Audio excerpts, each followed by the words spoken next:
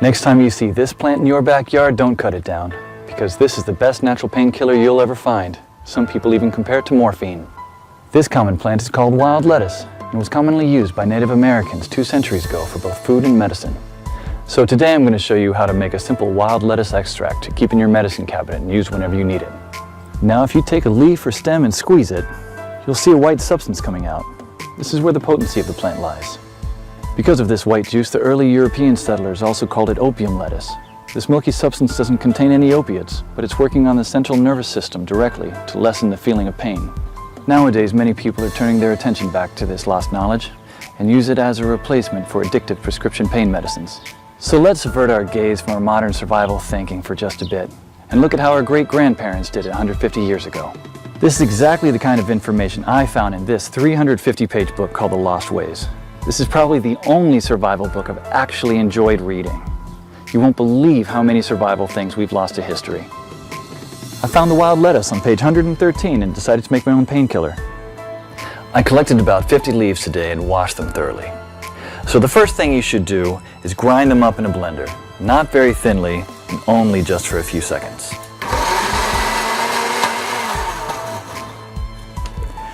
Place the ground leaves into a wide pot and add just enough water to cover them.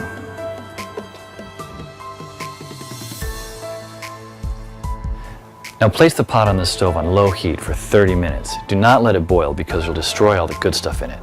Stir every 15 minutes until the water reaches a dark brown color, just like this. Now pour the substance while still hot into another pot through a strainer. Almost none or very little plant material should get through it. Try to squeeze as much water as you can while the plant is in the strainer. This solution contains all the core elements of wild lettuce, especially the pain-killing essence. But it's not concentrated enough yet. So in order to obtain this essence, you should warm it over low heat again until the water is vaporized, basically dehydrating the solution until it becomes a paste like this. Be careful at the end when there is little water left. You should not burn the extract at the bottom of the pot. What you should have now here is pure wild lettuce extract. You can pour it in a small glass container like this and put it in your medicine cabinet for later use when you'll need it. Wild lettuce is unscheduled by the FDA, meaning it's legal to grow, own, and forage without prescription or license, just like how the Native Americans used to heal their pain. In The Lost Ways, you'll find lots of these common and valuable weeds with pictures, how to identify them, how to prepare them, and how to use them, all with different medical effects. Because when the medical system collapses, this will be the only option you have to heal yourself. I personally happen to know the man behind this book. Claude is an old-fashioned guy by any standard. He lives with his wife and 2 children in a log cabin he personally built, cooks outside on an open flame in a cauldron most of the time, and all of his clothes are handmade. He has a 150-square-foot root cellar stuffed with all sorts of homemade canned foods and goods, and he raises cows, sheep, and chickens. I thought several times to myself that this guy will never be troubled by any crisis, because the coming crisis we all prep for is what folks 150 years ago called daily life. No electrical power, no refrigerators, no internet, no computers, no TV, no hyperactive law enforcement, and no Safeway or Walmart. They got things done or else we wouldn't be here. In the next 7 minutes, Claude will unearth a long-forgotten secret that helped our ancestors survive famines, wars, economic crisis, disease, droughts, and anything else life threw at them. A secret that will help you do the same for your loved ones when America crumbles into the ground. He's also going to share with you 3 pioneer lessons that will ensure your kids are well fed even when others are rummaging through garbage bins. In fact, these 3 old teachings will improve your life just as they did for me, immediately once you hear them. My name is Claude Davis. You may know me from my website, askaprepper.com, or you may have seen my warnings in the media, but few of you know me personally. Well, my story is emotionally heavy, with struggles and disappointments, but also with a faith in God and a strong will to survive that finally led me being here. So pay close attention, because this video will change your life for the good. Lesson number 1, don't take anything for granted. My grandparents from my father's side came to America from Ukraine just before the Second World War and started a small farm in Texas where I grew up without missing a thing. But my grandfather wasn't so lucky. When he was only 12 and still in Ukraine, he survived one of the most horrific famines. Of the 100 families that lived on his street, only 20 survived. So what you're about to hear is a real recollection, as it was written in a personal journal just after the crisis by one of his neighbors. where did all the bread disappear? I do not really know. Maybe they've taken it all abroad. The authorities have confiscated it, removed it from the villages, loaded grain into the railway coaches, and took it away someplace. They've searched the houses and taken away everything, to the smallest thing. All the vegetable gardens, all the cellars were raked out, and everything was taken away. It was so dreadful that every day became engraved in my memory. People were lying everywhere as dead flies. The stench was awful. Many of our neighbors and acquaintances from our street died. We tried to survive the best we could. We collected grass, goosefoot, burdocks, rotten potatoes, and made pancakes, soups from putrid beans or nettles, collected clay from the trees and ate it, ate sparrows, pigeons, cats, and dogs. When there were still cattle, it was eaten first, then the domestic animals. Some were eating their own children. I would never be able to eat my child. One of our neighbors came home when her husband, suffering from severe starvation, ate their own baby daughter. This woman went crazy. Another neighbor wrote a petition to the authorities, and here's just a paragraph from that. Said, "Please return the grain that you've confiscated from me. If you don't return it, I'll die. I'm 78 years old and I'm incapable of searching for food for myself." And of course, nobody cared. In a crisis, it's everyone for himself. Although in many cases, families did still remain families.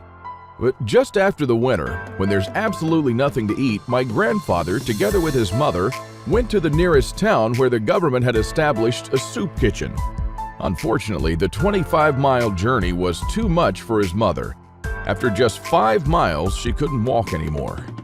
My grandfather noted in his journal, "Mother said, save yourself, run to town." I turned back twice. I could not bear to leave my mother, but she begged and cried, and I finally went for good. I don't know about you guys. I'm a father myself, and when I read these things, I burst into tears. Now, please allow me to take a wild guess here, without getting mad at me. Your life's not perfect, but at least you have a computer or a mobile device to watch this video on. Your fridge is probably half full, and while you have your problems, starvation is not one of them. And even though your job or retirement could be more enjoyable, you probably have enough money to at least get by. And that's great. But make no mistake taking this for granted. History has shown us many times that it can all fly away in a split second. The biggest misstep that you can take now is to think that this can never happen in America or to you. All that my grandfather and our ancestors who came here and formed America lived through would be in vain without lesson number 2. Those who cannot remember the past are condemned to repeat it. Now, call me old-fashioned, I don't care, but I completely believe in America and what our ancestors stood for.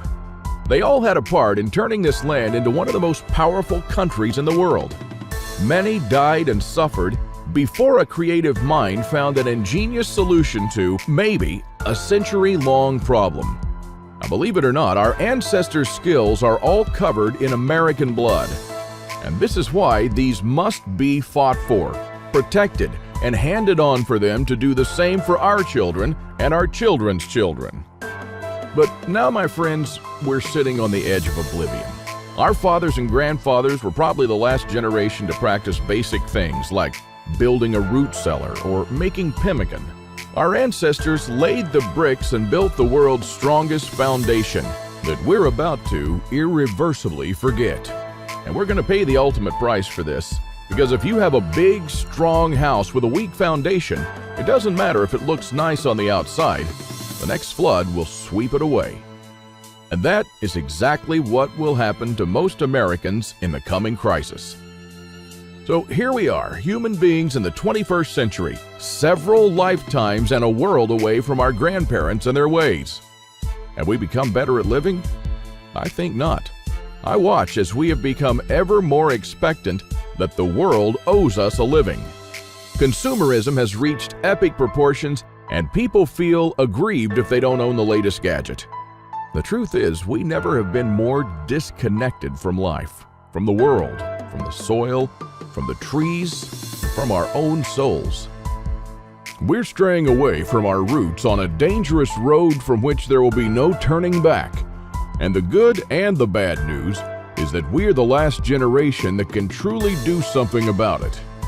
We no longer know how to live without refrigerators, without cars, without phones, without supermarkets. What will you do tomorrow if you simply are unable to buy things? I sometimes think that we're kidding ourselves with our bug-out bags and with our 3-day food rations. Wouldn't we be better off looking at what the pioneers took with them when they traveled from Independence, Missouri all the way to Oregon City? Game meat was unreliable even then, so don't think that they made this 5-month journey counting only on that.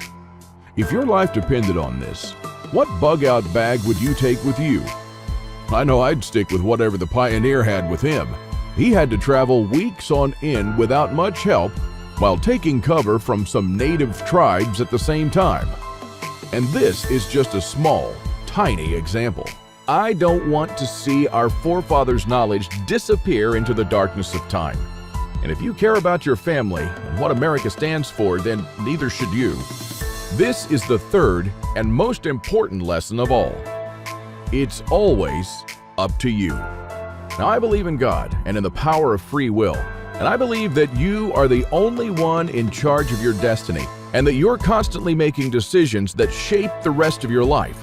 Now, it's true we all had different starts depending on our families and upbringing, but for most of us here in the United States, we at least had decent beginnings. We had water and food, we could go shopping from time to time, and we had a decent medical system compared to other countries. We should be more thankful for that. And we should ensure that we have something put aside for darker times. If anything goes wrong with this country, don't blame the government or the president. They don't truly care about you or your family. You'll be the only one in charge of your fate. Now, I don't know if you've noticed, but nothing falls from the sky. God helps you, but He doesn't lay it on your table. You have to work hard and do things yourself. As long as you're aware of this, your destiny rests solely on you and your willpower. Now, you can truly change things, and you can do a lot more than you think you can. With this idea in mind, 5 years ago, I wanted to do something that hadn't been done before. Something that not only would help me survive a crisis without investing a fortune in stockpiles, but something that I could do around my house on a daily basis using only methods that were tested and proven by our forefathers for centuries. I wanted to unearth and learn the forgotten ways of our great-grandparents. I went to my grandfather to find out how he survived and to learn the little secrets that helped him stay alive in spite of almost everyone else dying. Now, he was almost 90 years old, but the old man was still in good shape. For 3 weeks on end, I absorbed his lessons like a dry sponge. And on top of that, we built a lot of things together, including a root cellar and a storm shelter, just like the folks did when he was young. We made lard and ham, and we smoked 4 turkeys and preserved them for winter in 4 different traditional ways, and a lot more. And when I was a child, I was raised by my grandparents, but I hadn't spent much quality time with them until then. In fact, there were months when we barely even spoke, not because we couldn't stand each other, but only because I was always too busy working or taking care of my kids. A lame excuse and a thing that I deeply regretted later on in life. Well, my grandfather passed on a couple of years ago, and with him, a magnificent amount of survival knowledge. I don't know if you're in a similar situation, but think about your grandfather and how many things he did or knew, things that will vanish forever into the dark abyss of ignorance. And because I deeply believed in lesson number 3, that I was the only one who could change something, my goal for the last couple of years changed from not just learning, but saving our forefathers' ways.